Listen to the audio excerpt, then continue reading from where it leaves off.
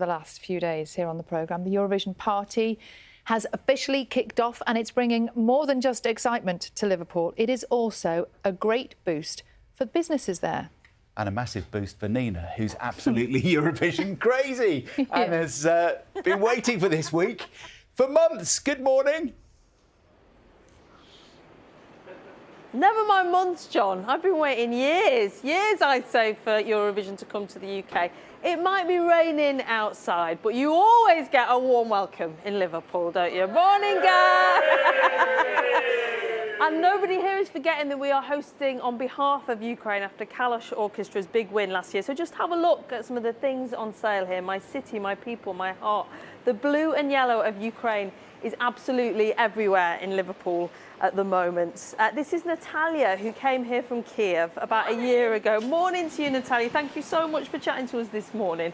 Now, you say, oh, you take it, why not? Yeah. Have you been impressed with how Liverpool's embraced Ukrainian culture? Honestly, I'm impressed all this year while I'm in Ukraine. I'm absolutely impressed for it. So warm welcome for us, and it looked like a lot of things is really going on in UK for now, like coronation. And honestly, I was expected to see more Union Jack here, but all Liverpool is completely yellow and blue, so thank you so much. Yeah, the two flags have been out in equal measure, haven't they? Thank you, Natalia. Keep that for now, why not? Let's have a look then at the extra money that will be brought to the area, much needed for lots of local communities at the moment. So it's estimated an extra 100,000 visitors will come to Merseyside over Eurovision week. And with that, an estimated 40 million of extra spend will be generated. Now, a large chunk of that, almost 3/4 of it, will be from people visiting from abroad, so bringing that extra money. We'll talk about the legacy of that, whether that will continue once the competition finishes next weekend. But first, Hannah's been taking a look at where that money's being spent and the skills and training that have come ahead of it. We'll shake it up, baby, now. Liverpool doing what Liverpool does best. Entertainment already spilling out onto the streets in a city that's always up for a party. The karaoke's popped up at this jeweller's, where inside they're working on musically themed jewellery. That's a guitar, right? So that's a guitar, yeah. So treble clef. We've got some cufflinks in the shape of a guitar, which we hope to do really well throughout the Eurovision. I think it's a huge opportunity. I mean, obviously, we've got thousands of people coming to Liverpool. We can showcase what Liverpool's about. Does it feel like it's already lifted people's spirits? Oh yeah, definitely, yeah. Hi, I'm wondering if you've got any jobs available for Eurovision. And people like Joel are seeking out ways to get involved. If you can send your CV today to this email address and put your subject heading Eurovision, one of our at these pop-up shops trying to recruit people to work in hotels, attractions, logistics, to name but a few, there's hope that even the temporary jobs created by Eurovision could be life-changing for some. People might try something that maybe they've not tried before. Could be a career change for them, could be starting out on their career pathway as a student or whatever else. And actually we might then be able to move them into work after Eurovision. So our strapline's been Eurovision and beyond. Eurovision is the springboard. It's attracted people and numbers that we would not have seen previously, and people from outside of the job centre community. So, those people that perhaps have retired early and are seeing this as, oh, this looks a bit of fun, but maybe it'll attract them to come back to work and do a little bit more and contribute to the economy as we move forward. So in Ukraine they call these rashki, these little brown shrimps. And at this restaurant they're creating a special Ukrainian-inspired menu using local ingredients. How many of these are you expecting to do? Well, I think because we've got probably over 100,000 extra visitors coming to Liverpool in the next 2 weeks, and we've put these dishes on both menus, so I think we're probably going to be doing quite a few. I hope we are anyway. I'd be very upset if we weren't doing loads of them now, but something tells me we're going to be quite busy, yeah. So. How much is this needed right now? I know for a fact that it's given people hope and made them continue to do business rather than potentially close the doors and just hang up their clogs or hang up their keys or whatever. I don't think this could have come at a better time. And many businesses hope the legacy lasts well beyond this week. a showcase for a city that's embracing its moment to shine. Hannah Miller, BBC News, Liverpool.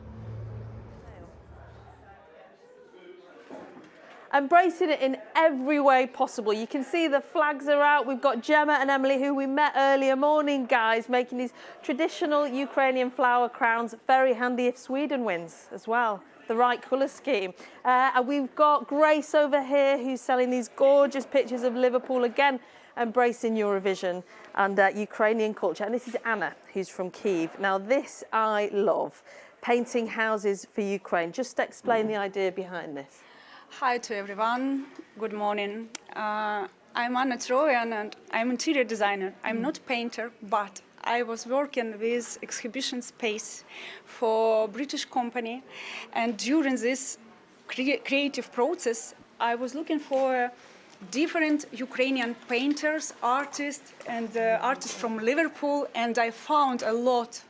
And this idea, it's like a magic. Why? It was done by Victoria Radochina, it's Ukrainian artist, and the main idea, it was done during the war, and coloring was taken off. And the main idea, to give this color again with good thinking and wishes to get our home to everyone, because home, it's our base. Yes. We can't live without home. No, absolutely. And the best wishes can work.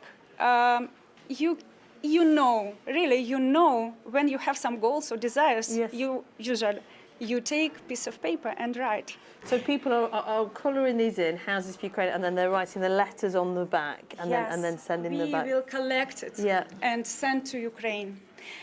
This place will have these workshops, and I invite you to Eurovision Village, to location Discover Ukraine. We do the same on Eurovision too. And Anna's craft scheme is just one of, and I mean literally thousands of events taking place across Liverpool, but also the city region. We're talking this morning specifically about how that's bringing in, generating money as well for the region. We've got Bill involved, who represents businesses across Merseyside, but you've staying really well within the lines there, Bill. Well done. I am. It's very therapeutic, isn't it? It is, this isn't early it? in a bank holiday Monday, so I am trying to keep within the lines, but yeah. Let's talk then about the GVA. That's the money generated for the region. It's higher than you expected, actually. It is. So we are anticipating that just during the period of Eurovision itself, there'll be over £40 million, which will come into the economy of the city and the city region. And that's just during the period of Eurovision. You know, these 2-3 weeks, obviously this week it's full impact, all the visitors are here, but that's £40 million into our GVA. And when we look at Turin, for example, who hosted last year, when we look at Tel Aviv, where they've crunched the numbers, 100,000 visitors is quite conservative. It's possibly many more. And when we talk about legacy, what comes beyond this fortnight, what are your predictions? Well, the key is the legacy, isn't it? So we know from the numbers that have come from Turin, as you say, over 5% additional to GVA. So if you think of the GVA of the city and the city region in terms of the visitor economy alone, over £3 billion, £3.5 billion in the city alone is the current GVA. 5% of that, the numbers are in the hundreds of millions legacy. Not bad, because we have the city in front of the world. Yeah, quite literally. Global audience is expected to be in around 200 million. Not bad at all. Keep going, Bill. Thank you. You've got a long way to go before that's finished off. So we wish Ukraine all the best. We are hosting on their behalf. The arena is about a 2-minute walk from there, John and Sally, but I cannot tell a lie. I brought my coronation flags, recycled them from over the weekend. Come on, May Muller! If the truth be told, Nina takes those everywhere she goes. Coronation, Eurovision, whatever. Yeah. Lovely to see. Do you know, I've had these since Harry and Meghan's wedding. I love that. Oh, Nina is our cheerleader in chief. And she's going to be staying in Liverpool, I think, for most of the week this week. She is. Because she's not only going to be doing breakfast, but she's also going to be hosting a podcast, BBC podcast. You might have heard it already over the last few months. It's called Eurovision Cast.